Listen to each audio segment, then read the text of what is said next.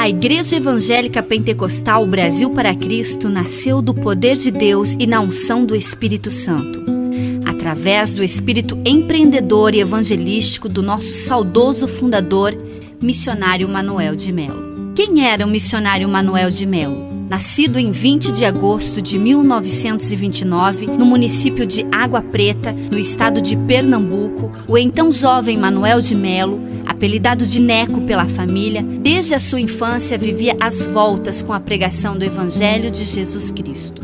Já aos 11 anos, pregava em auditórios com mais de 100 pessoas, que vibravam com suas preleções inflamadas pelo Espírito Santo. Sabia, desde a infância, que Deus tinha um plano em sua vida e em 1947 partiu para São Paulo, certo de que a cidade grande lhe traria maiores condições de concretizar aquilo que o Senhor lhe determinava. Sofreu muito pela falta de conhecimento da cidade, mas Deus preparou as pessoas certas para formar seu círculo de amizades. Através desses amigos, foi apresentado na Igreja Evangélica Assembleia de Deus, onde foi consagrado diácono. Manuel de Melo trabalhava durante o dia como mestre de obras e à noite pregava em todas as igrejas para as quais era convidado. No ano de 1952, recebeu um grande milagre em sua vida. Após ser acometido de uma paralisia intestinal e desenganado pelos médicos, foi ungido com óleo e curado em nome de Jesus.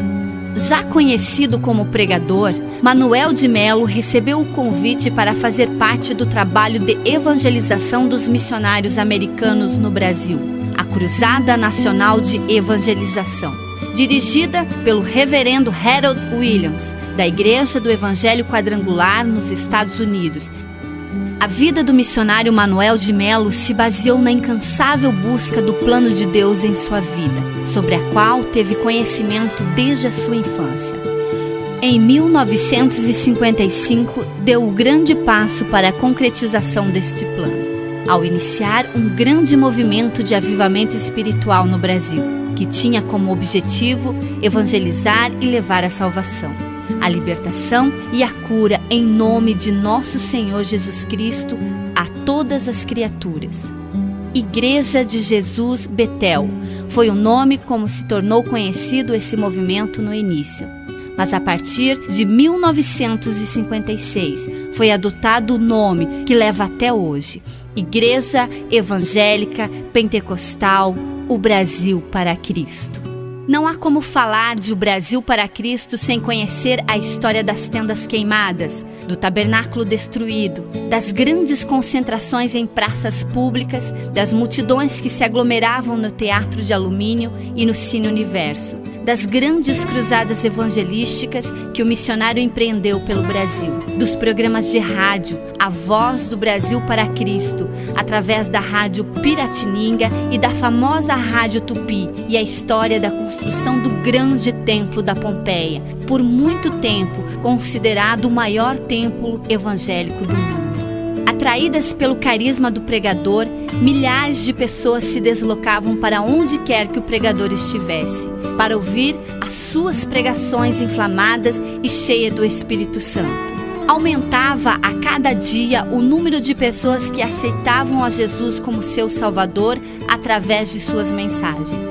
Incontáveis eram testemunhos de graças recebidas e curas alcançadas nessas campanhas evangelísticas que o missionário levou para outros estados brasileiros, sempre com a mesma repercussão.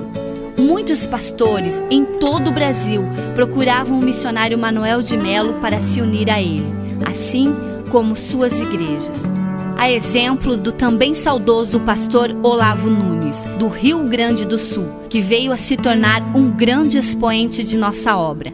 Dessa maneira, a obra se expandiu por todo o Brasil. Mas crescer tem um preço, e a fama adquirida pelo missionário Manuel de Melo, assim como o enorme crescimento evangélico por ele provocado no país, não agradou a muitos. Começaram as perseguições. Tendas foram queimadas e reduzidas a cinzas. Depois, foi a vez do tabernáculo construído na Avenida Álvaro Ramos, que foi destruído a mando do prefeito da capital de São Paulo, pressionado pelo clero católico. que empreendeu uma verdadeira campanha difamatória contra o missionário. Por conta disso, o missionário Manuel de Melo foi preso 27 vezes, com acusações de charlatanismo, de curanderismo e também por denunciar em fóruns internacionais a prática da tortura do regime militar brasileiro. Mas o povo de Deus se levantava a cada uma dessas prisões, em defesa do seu líder, e os inimigos não obtiveram vitória em suas empreitadas. Nem mesmo quando as infâmias e as mentiras se tornavam alvo da imprensa falada e escrita da época. O missionário nunca foi condenado, ao contrário do que os seus opositores queriam. Foi considerado nacional e internacionalmente como um dos maiores pregadores de todos os tempos e o responsável pelo reavivamento espiritual no Brasil nas décadas de 50, 60 e 70 do século XX. O missionário Manuel de Melo fez parte do Conselho Mundial de Igrejas, órgão ecumênico voltado para a defesa dos direitos humanos no mundo, e do seu Comitê Central, cargo exercido somente por grandes líderes mundiais. O missionário Manuel de Melo era um homem de hábitos simples e pouco estudo. Desde criança se dedicou quase que unicamente aos estudos bíblicos, inicialmente com o pastor e teólogo João Mendes, e depois transformando essa busca de conhecimento bíblico numa constante em sua vida, assim como também o estudo dos grandes movimentos evangélicos do mundo e a história de seus líderes. Poucos se atreviam a travar com ele qualquer tipo de discussão a respeito de atualidades e política nacional e internacional, pois era um profundo conhecedor desse assunto, graças ao hábito de leitura.